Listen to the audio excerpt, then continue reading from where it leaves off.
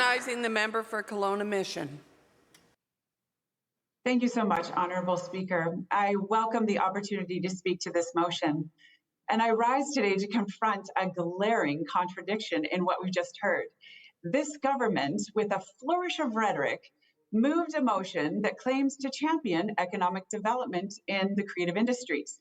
The member previous just spoke of Spider-Verse, and I want to remind him that the CGI was actually done in Kelowna. Yet, in the shadows of the grand declarations that we've just heard, they stealthily passed Bill 3, slashing the regional and distant location tax credit, which was a lifeline for the animation industry in the Okanagan.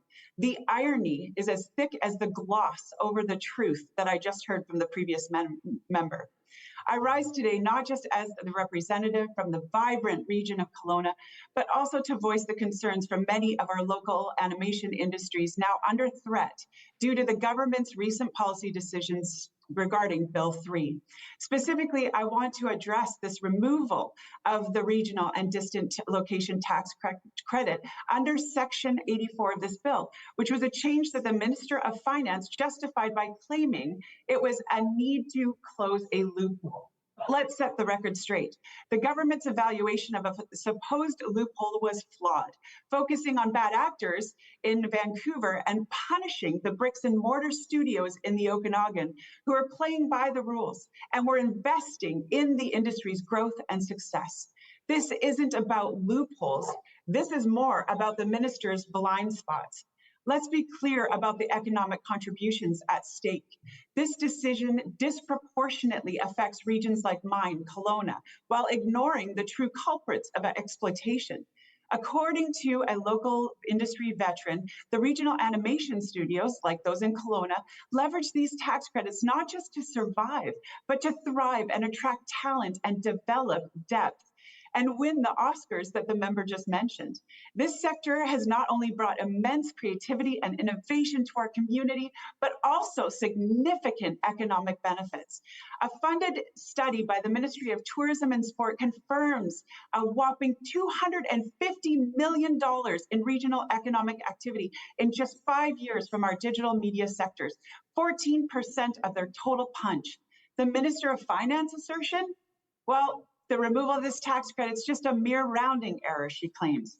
But a cut to the tax credit was 0.25% of the total credit to sacrifice $250 million of economic activity in the Okanagan and call this a rounding error?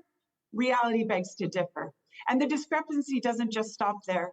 This government is penalizing the pioneers of this clean, future-proof industry in the Okanagan while doling out billions in incentives and tax credits to other large industry.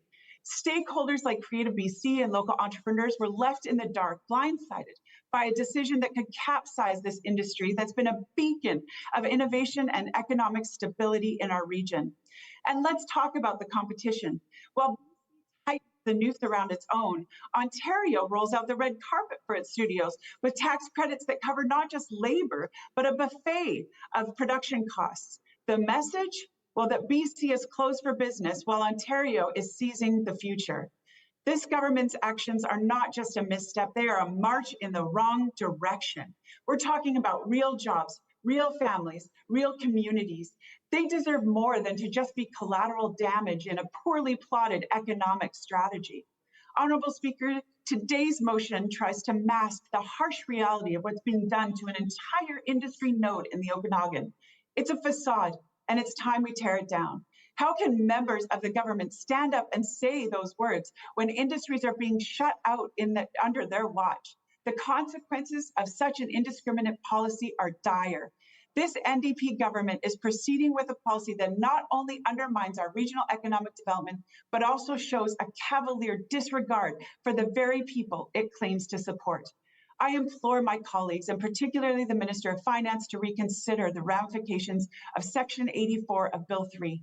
Honourable Speaker, this motion presented by the government is not supported by their actions on the ground.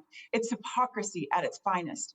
Let's not cripple an industry that offers so much to our part of the province. Let's find a path that supports it and supports that growth not stifles it. I urge this government to deliver action. British Columbians have heard enough words, and Kelowna deserves better. Thank you, Honourable Speaker.